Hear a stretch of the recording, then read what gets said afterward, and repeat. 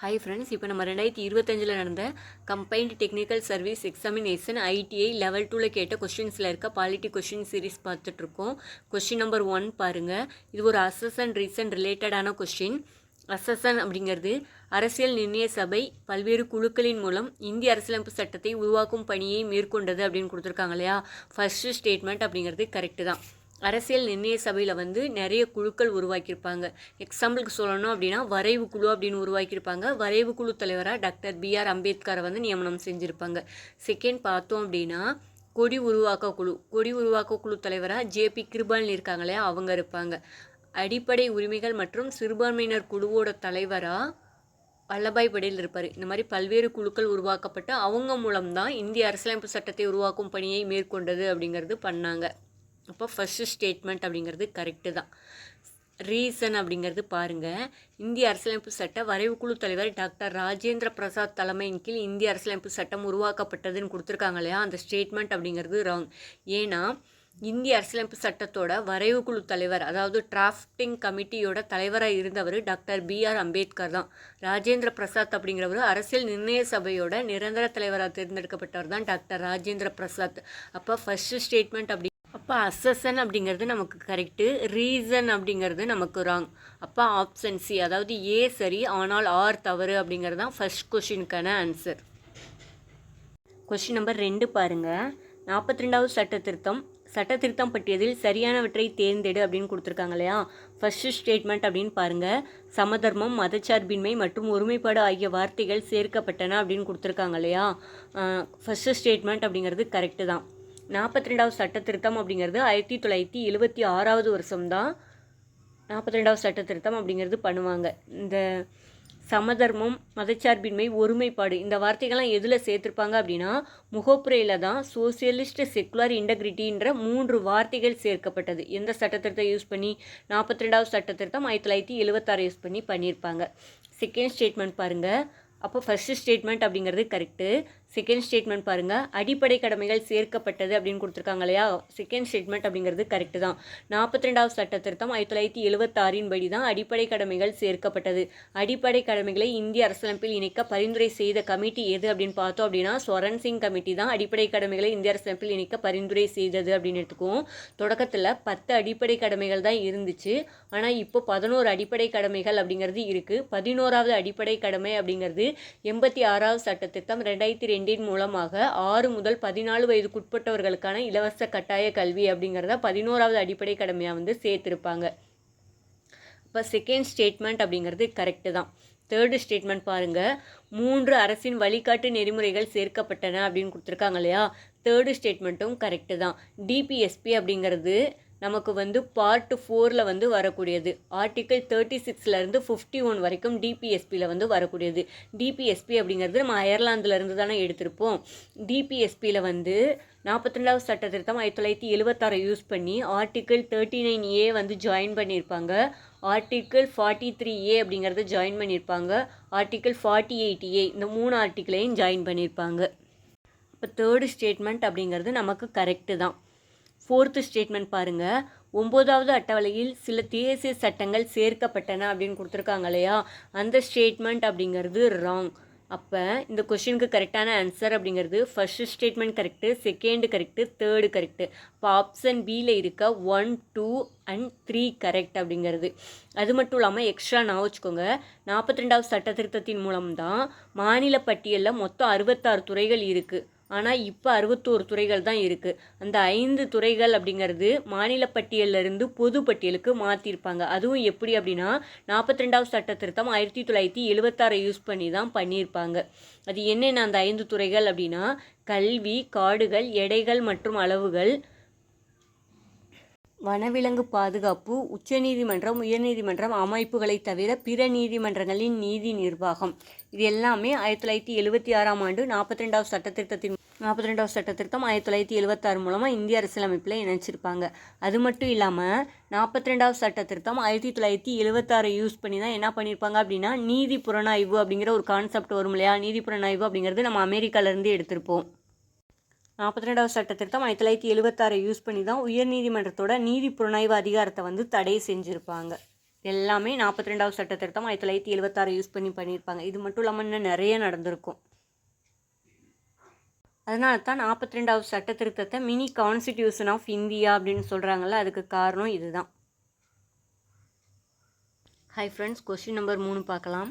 ஒரு பக்கம் அமெண்ட்மெண்ட் கொடுத்துருக்காங்க, இன்னொரு பக்கம் சப்ஜெக்ட் அப்படின்னு கொடுத்துருக்காங்க. இது ஒரு மேட்சஸ் ரிலேட்டடான கொஸ்டின். ஃபஸ்ட்டு ஸ்டேட்மெண்ட் பாருங்கள். 86வது சட்ட திருத்தம் அப்படின்னு கொடுத்துருக்காங்களா? 86வது சட்ட திருத்தம் அப்படிங்கிறது 2002 வந்து பண்ணியிருப்பாங்க. இது வந்து 6 முதல் 14 வயது வரை இலவச கட்டாய கல்வின்னு கொடுத்துருக்காங்க இல்லையா, அந்த 4, அதுதான் இதுக்கான ஆன்சர். அதாவது மொத்தம் 10 அடிப்படை கடமைகள் தான் இருக்கும். 11வது அடிப்படை கடமை அப்படிங்கிறது 86வது சட்ட திருத்தம் 2002 மூலம் இந்திய அரசியலமைப்பில் இணைக்கப்பட்டது. அதுதான் இந்த 6 முதல் 14 வயது வரை இலவச கட்டாய கல்வி அப்படிங்கிறது. அப்போது 1 அப்படிங்கிறதுக்கு 4 அப்படிங்கிறது கரெக்டான ஆன்சர். ஒரு ஸ்டேட்மெண்ட் தெரிஞ்சாலே இதில் ஆன்சர் எடுத்துடலாம். சி அப்படிங்கிறது தான் இந்த கொஸ்டினுக்கு கரெக்டான ஆன்சர். ரிமைனிங் இருக்கிறதையும் பார்ப்போம். 42வது சட்ட திருத்தம் அப்படின்னு கொடுத்துருக்காங்க இல்லையா, 42வது சட்ட திருத்தம் 1976 வந்து பண்ணியிருப்பாங்க. அதன்படி அடிப்படை கடமைகள் இந்திய அரசியலமைப்பில் இணைக்கப்பட்டது. அடிப்படை கடமைகளை இந்திய அரசியலமைப்பில் இணைக்க பரிந்துரை செய்த கமிட்டி எது அப்படின்னு கேட்டாங்கன்னா ஸ்வரன் சிங் கமிட்டி. அப்போ செகண்ட் ஸ்டேட்மெண்ட்டுக்கு 3 அப்படிங்கிறது கரெக்டு. 4th ஸ்டேட்மெண்ட் பாருங்கள். 48வது சட்ட திருத்தம் அப்படிங்கிறது 1984 வந்து பண்ணியிருப்பாங்க. 48வது சட்ட திருத்தத்தின்படி என்ன பண்ணியிருப்பாங்க அப்படின்னா, பஞ்சாப் நெருக்கடி நிலை நீட்டிக்கப்பட்டதுன்னு கொடுத்துருக்காங்க இல்லையா. தேர்டு ஸ்டேட்மெண்ட்டுக்கு 2 அப்படிங்கிறது கரெக்டான ஆன்சர். ஆக்சுவலாக பஞ்சாபில் ஏற்கனவே வந்து ஸ்டேட் எமர்ஜென்சி அப்படிங்கிறது டெக்ளேர் பண்ணியிருப்பாங்க. அந்த ஸ்டேட் எமர்ஜென்சியை மறுபடியும் 2 வருஷம் எக்ஸ்டெண்ட் பண்ணி தான் இந்த 48வது சட்ட திருத்தம் 1984 வந்து பண்ணியிருப்பாங்க. தேர்டு ஸ்டேட்மெண்ட்டுக்கு இது 2 அப்படிங்கிறது கரெக்டு. 4 பாருங்கள். 46வது சட்ட திருத்தம் அப்படின்னு கொடுத்துருக்காங்க இல்லையா. 46வது சட்ட திருத்தம் அப்படிங்கிறது மாநிலங்களுக்கு இடையேயான விற்பனை வரியை பற்றி சொல்லக்கூடியது. அப்போ 4th ஸ்டேட்மெண்ட்டுக்கு 1 அப்படிங்கிறது கரெக்டு. அப்போ இந்த கொஸ்டின் கரெக்டான ஆன்சர் அப்படிங்கிறது ஃபஸ்ட்டு ஸ்டேட்மெண்ட்டுக்கு 4, செகண்ட் ஸ்டேட்மெண்ட்டுக்கு 3, தேர்டு ஸ்டேட்மெண்ட்டுக்கு 2, 4th ஸ்டேட்மெண்ட்டுக்கு 1. அதாவது ஆப்ஷன் சியில் இருக்க 4, 3, 2, 1 அப்படிங்கிறதா இந்த கொஸ்டினுக்கு கரெக்டான answer, option C. Question number 4 பாருங்கள். இந்திய அரசியலமைப்பினை பற்றிய சிறப்பு கூறுகள் கூறும் உண்மையான கூற்றுகளானது அப்படின்னு கொடுத்துருக்காங்க. அதாவது salient features of the Indian constitutions are அப்படின்னு கொடுத்துருக்காங்க இல்லையா. ஃபஸ்ட்டு ஸ்டேட்மெண்ட் பார்ப்போம். நீளமாக எழுதப்பட்ட அரசமைப்பு அப்படின்னு கொடுத்துருக்காங்க இல்லையா. ஃபஸ்ட்டு ஸ்டேட்மெண்ட் அப்படிங்கிறது கரெக்டு. இந்திய அரசியலமைப்பு உலகிலேயே மிக நீளமான எழுதப்பட்ட அரசியலமைப்பு அப்படிங்கிறது. அப்போ ஃபஸ்ட்டு ஸ்டேட்மெண்ட் அப்படிங்கிறது கரெக்டாக. செகண்ட் ஸ்டேட்மெண்ட்டில் இருக்க ஒற்றை குடியுரிமை அப்படின்னு கொடுத்துருக்காங்க இல்லையா. ஒற்றை குடியுரிமை அப்படிங்கிறது கரெக்டு. அதாவது நம்ம இந்தியா முழுக்க ஒரே குடியுரிமை தான். அமெரிக்காலலாம் இந்தியாவுக்குன்னு ஒரு குடியுரிமை, அதே மாதிரி தமிழ்நாட்டுக்குன்னு ஒரு குடியுரிமை, அந்த மாதிரி இரட்டை குடியுரிமை இருக்கும். ஆனால் நம்ம அப்படி கிடையாது. ஜென்ரல் கவர்மெண்ட்டுக்கும் சரி ஸ்டேட் கவர்மெண்ட்டுக்கும் சரி ரெண்டுக்கும் சேர்த்தே ஒற்றை குடியுரிமை தான் யூஸ் பண்ணுறோம். அப்போ ஒற்றை குடியுரிமை அப்படிங்கிறது இந்திய அரசியலமைப்போட சிறப்பு கூறுகள் கீழே வரும். அப்போ செகண்ட் ஸ்டேட்மெண்ட் அப்படிங்கிறது கரெக்டு. தேர்டு ஸ்டேட்மெண்ட்டில் கொடுத்துருக்க நெருக்கடி நிலை பிரகடனம் அப்படின்னு கொடுத்துருக்காங்க இல்லையா, அது வந்து இந்திய அரசியலமைப்போட சிறப்பு கூறுகள் கீழே வராது. அந்த ஸ்டேட்மெண்ட் அப்படிங்கிறது ராங். இந்த கொஸ்டினுக்கு கரெக்டான ஆன்சர் அப்படிங்கிறது ஆப்ஷன் ஏல இருக்க 1 and 2 தான். ஆனால் கீழே வந்து 1 and 3ன்னு கொடுத்துருக்காங்க. நீங்கள் பார்த்துக்கோங்க, 1 and 2 தான் இந்த கொஸ்டினுக்கு கரெக்டான ஆன்சர், ஆப்ஷன் ஏ அப்படிங்கிறது தான். அடுத்த கொஸ்டின் போகலாம். கீழ்கண்டவற்றை பொறுத்துக. இது ஒரு மேட்சஸ் ரிலேட்டடான கொஸ்டின். கீழே கொடுத்துருக்கிறது எதை பற்றி கொடுத்துருக்காங்க அப்படின்னா, நமக்கு குடியுரிமை ரிலேட்டடாக கொடுத்துருக்காங்க. மொத்தம் நமக்கு 25 பார்ட் இருக்குது. அதில் குடியுரிமை அப்படிங்கிறது பார்ட் 2ல் வந்து வரும். ஆர்டிக்கிள் 5 to 11 அப்படிங்கிறது இந்திய குடியுரிமை பற்றி குறிப்பிடுகிறது அப்படின்னு நமக்கு தெரியும். இப்போ ஒவ்வொன்றா பார்ப்போம். நமக்கு ஃபஸ்ட்டு ஸ்டேட்மெண்ட் பாருங்கள். பாகிஸ்தானிற்கு குடிபெயர்ந்து சென்ற சிலரின் குடியுரிமைகள் அப்படின்னு கொடுத்துருக்காங்க இல்லையா. ஃபஸ்ட்டு ஸ்டேட்மெண்ட்டுக்கு ஆர்டிக்கிள் 7 அப்படிங்கிறது, அதாவது இந்தியா பாகிஸ்தான் அப்படிங்கிறப்போ பிரிவினை நடந்தப்போ ஒரு 2 ஆப்ஷன் கொடுத்தாங்க. நம்ம இந்தியாவில் இருக்கிறதுனாலும் இருந்துக்கலாம், பாகிஸ்தானுக்கு போகிறதுனாலும் போய்க்கலாம் அப்படின்னு சொல்லியிருப்பாங்க. அப்போ இந்தியாவில் இருந்து பாகிஸ்தானுக்கு குடிபெயர்த்து சென்ற சிலரின் குடியுரிமைகள் பற்றி சொல்லக்கூடியதான் ஆர்டிக்கிள் 7 அப்படிங்கிறது. ஆர்டிக்கிள் 6 எதை சொல்லும் அப்படின்னா, பாகிஸ்தான்லேருந்து இந்தியாவுக்கு வந்திருப்பாங்க இல்லையா, அந்த மக்களோட குடியுரிமை பற்றி சொல்லக்கூடியது ஆர்டிக்கிள் 6 அப்படிங்கிறது. அப்போது ஃபஸ்ட்டு ஸ்டேட்மெண்ட் அப்படிங்கிறதுக்கு 3 அப்படிங்கிறது கரெக்டான ஆன்சர். செகண்ட் ஸ்டேட்மெண்ட் பாருங்கள். அரசியலமைப்பின் தொடக்க காலத்தில் குடியுரிமை அப்படின்னு சொல்லியிருக்காங்க இல்லையா.